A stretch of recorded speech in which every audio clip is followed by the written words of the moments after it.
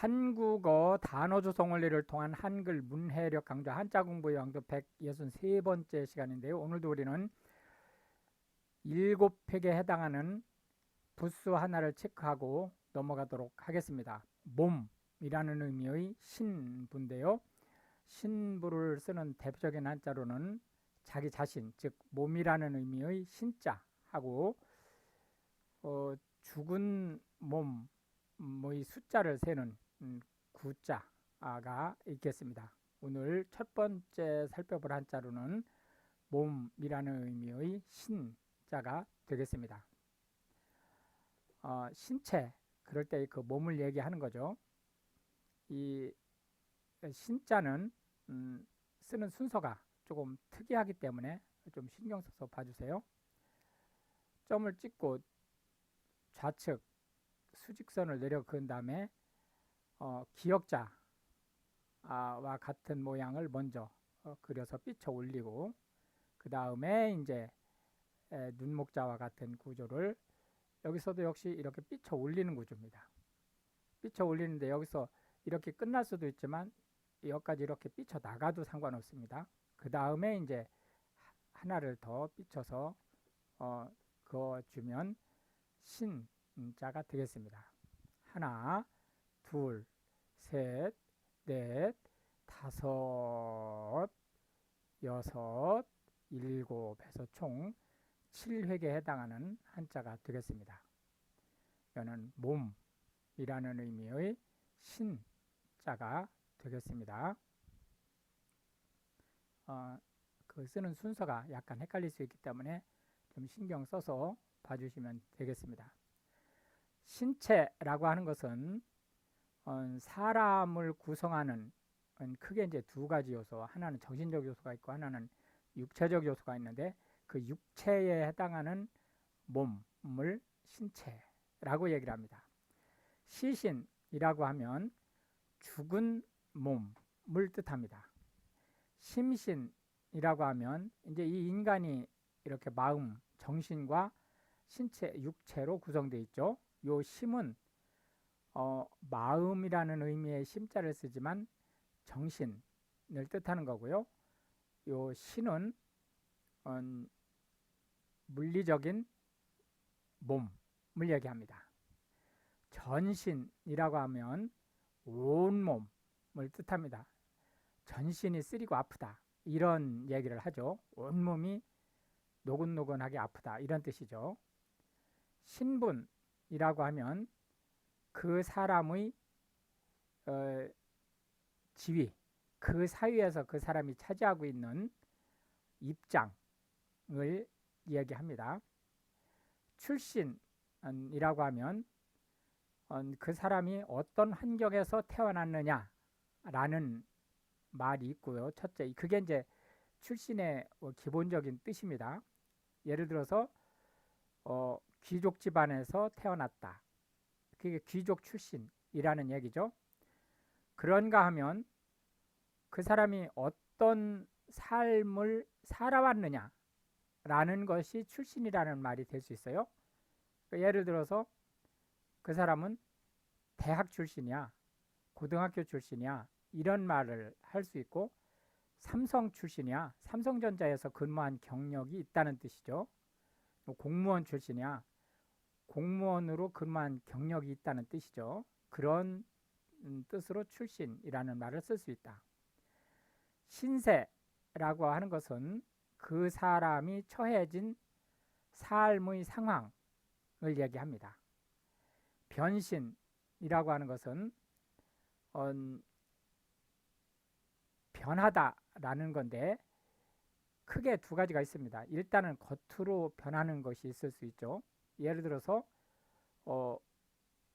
모양을 바꾸는 걸 변신이라고 할 수 있죠. 첫째, 모양을 바꾸는 데는 성형수술을 할 수도 있지만 헤어스타일을 바꿀 수도 있고 옷차림새를 바꿀 수도 있죠. 이런 것들을 총체적으로 변신이라고 얘기를 하고, 그런가 하면 이제 소프트적인 측면이 있죠. 마음가짐을 바꿀 수 있어요. 예를 들자면 그전에는 나보다 못한 사람을 보면 업수이 여겼는데 어느 날 신앙을 갖는다든지 해서 회심을 하면서 많은 사람들에게 친근감을 갖는 그런 태도로 바뀌었다든지 이런 걸 모두 변신이라고 얘기를 하고요. 예를 들어서 이게 사람이 아니고 만약에 기업이라든지 단체라든지 이런 거일 경우에는 사업 분야가 확대되거나 또는 전이될 수 있죠. 그럴 경우에 원래 그 앞에 있었던 사업체를 전신이라고 합니다. 요 전신은 이 앞의 전신과 다르죠. 이 앞의 전신은 온몸이란 뜻이고 요거는 앞에 있었던 상태를 이야기하는 거죠. 예를 들자면 LG의 전신은 금성이다. 이렇게 표현할 수 있는 거죠. 병신이라는 말은 지금 현재 이거는 인격 문제라든지 이런 것 때문에 사용을 사실상 금지하는 용어입니다. 지체가 부자유한 사람을 얘기합니다. 헌신하다 라고 하면 어느 분야의 일에 몰두하다 라는 뜻을 가지고 있고, 이제 그것보다는 신이나 국가나 또는 회사, 어떤 기업, 단체 이런 것의 발전에 몸과 마음을 바치다, 그런 의미를 가지고 있습니다. 두 번째 한자로는 구자가 되겠는데요. 오래라는 의미를 가지고 있습니다. 오래라는 의미를 가지고 있는데 이 구자가 예를 들어서 이런 고자도 오래됐다라는 뜻을 가지고 있는 거죠. 그리고 이런 구자도 오래됐다 이런 뜻을 가지고 있죠. 그런데 실제 이 구자는 낡았다 라든지 옛날 모양이다 라는 뜻을 많이 내포하고 있고, 요 고자는 시기적으로 오래전의 것이다 이런 의미를 많이 내포하고 있는 데 반해서 이 구자는 기간이 오래됐다 라는 의미를 가지고 있습니다. 시간이 흘렀다 라는 의미를 내재하고 있다, 이렇게 보시면 되겠습니다. 하나, 둘, 셋 이렇게 쓰게 되겠습니다. 총 3익으로 구성되어 있다라는 걸 알 수 있겠고요. 오래 지나다, 시간이 흘렀다 이런 의미를 가지고 있는 오래 구자, 오렐 구자가 되겠습니다. 허구한이라고 하는 것은 매일같이 라는 뜻입니다. 그래서 많다라는 뜻이에요. 근데 그 많은 것이 주로 날짜를 얘기하는 겁니다. 장구한은 오랜 시간을 거쳐 라는 뜻입니다. 유구한, 까마득히 오래전부터 라는 뜻입니다. 항구적은 이 세상 끝날까지 라는 의미를 가지고 있고, 영구적은 역시 마찬가지로 이 세상 끝날까지 라는 의미를 가지고 있습니다. 시간적으로 볼 때 허구한, 장구한, 유구한, 항구하고 영구는 같은 영구적인 거로 볼 때 이렇게 시간의 흐름이 길죠. 허구한 날은 며칠부터 뭐 몇 주, 몇 달 또는 몇 년 이렇게 이제 되는 거지만, 장구한은 심할 경우는 이제 100년, 200년 이렇게도 갈 수 있는 거고, 유구한은 1000년 이렇게도 갈 수 있는 거예요. 항구적이라고 하는 것은 이제 셀 수 없을 만큼이란 뜻인데, 이 항구적과 영구적은 같은 말이죠. 그런데 뉘앙스에서 약간의 차이가 있을 수 있습니다. 항구적이라는 것은 변함없이 오래간다라는 의미를 내재하고 있습니다. 그런데 반해서 영구적은 없어지지 않고 끝까지 간다라는, 오래 간다라는 거에 주로 초점이 맞춰졌어요. 영구는. 항구는 변함없이 오래 간다라는 뜻으로 많이 활용될 수 있다. 그래서 예를 들자면 평화를 누리자, 그러면은 영구적인 평화라기보다는 항구적인 평화라는 말을 더 많이 쓴다. 영구적인 평화라고 해서 말이 안 되는 건 아닙니다. 영구결변, 결번이라는 말은 운동선수들의 아주 뛰어난 운동선수 또는 그 운동 스포츠의 발전을 위해서 기여한 사람을 기리기 위해서 그 사람이 유니폼에 사용했던 넘버, 주로 이제 그 등 뒤에 붙이기 때문에 백넘버라고 하죠. 번호를 고정시켜서 다른 사람이 쓰지 못하게 하는 것을 얘기합니다. 지구력이라고 하는 것은 오래 버틸 수 있는 힘을 얘기합니다. 지구전이라고 하는 것은 시간 끌기 작전이란 뜻입니다. 여기서 지구력이라고 하는 것은 주로 신체적으로 버틸 수 있는 힘을 얘기합니다. 정신적인 지구력이라는 말을 쓸 수 없는 건 아니에요. 그러나 주로 신체, 물리적인 힘을 얘기하는 거고요. 지구전은 예를 들어서 혼신의 힘을 다해서 싸우는 것보다는 현상 유지를 일정 시간까지 가기 위한 작전을 얘기하는 거죠. 내구성이라고 하는 것은 오래 쓸 수 있는 것을 얘기합니다.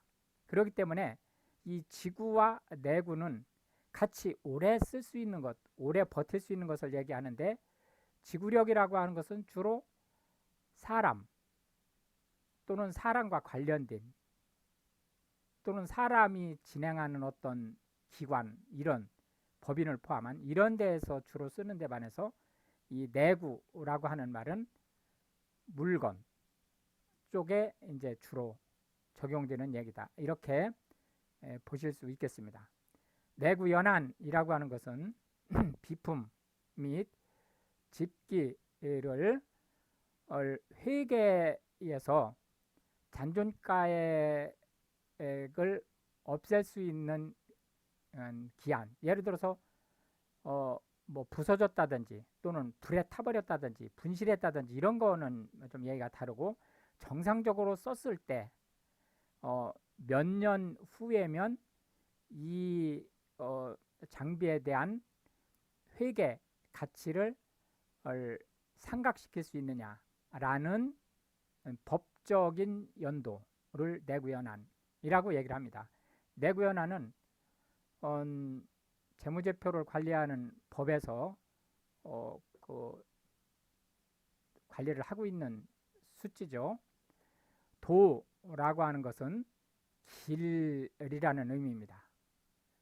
길이라는 의미의 도자는 이게 숫자죠. 머리 수에 책받침으로 이렇게 구성이 되고 있습니다.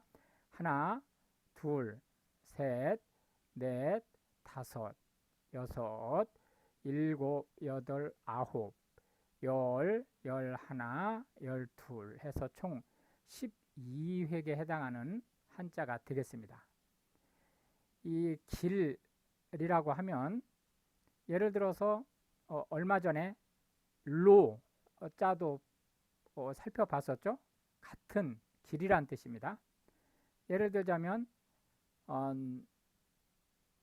이런 로자가 있어요. 얘도 길이란 뜻이죠.